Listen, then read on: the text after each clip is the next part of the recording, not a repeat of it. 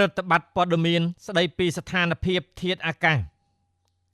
សូមគោរពជម្រាបជូនអំពីស្ថានភាពធាតុអាកាសនៅព្រះរាជាណាចក្រកម្ពុជា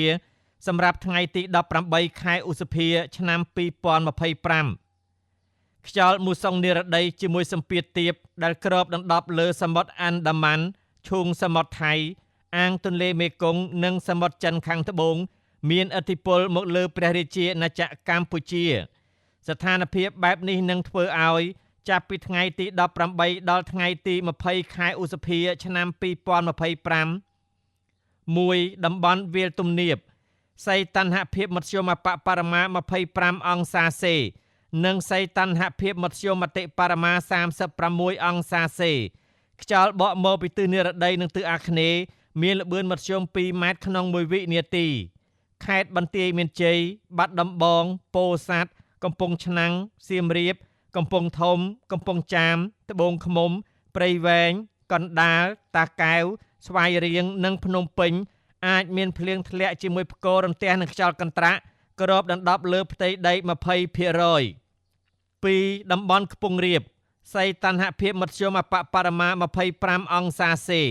និងសីតុណ្ហភាពមធ្យមអតិបរមា37អង្សាសេខ្យល់បក់មកពីទិសនិរដីនិងទិសអាគ្នេយ៍មានល្បឿនមធ្យម3ម៉ែត្រក្នុង1វិនាទីខេត្តកំពង់ស្ពឺប៉ៃលិនឧត្តរមានជ័យព្រះវិហារក្រចេះស្ទឹងត្រែងរតនគិរីមណ្ឌលគិរីជួរភ្នំដងរែកនិងតំបន់ជួរភ្នំក្រវាញ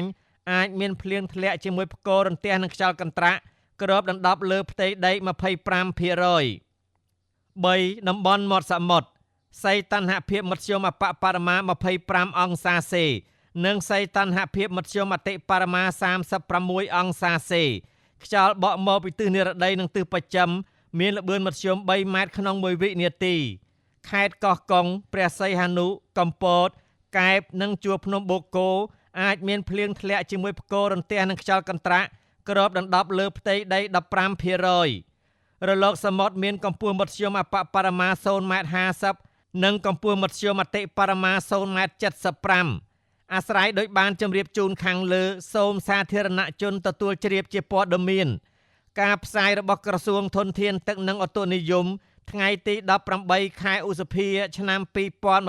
2025សូមអរគុណ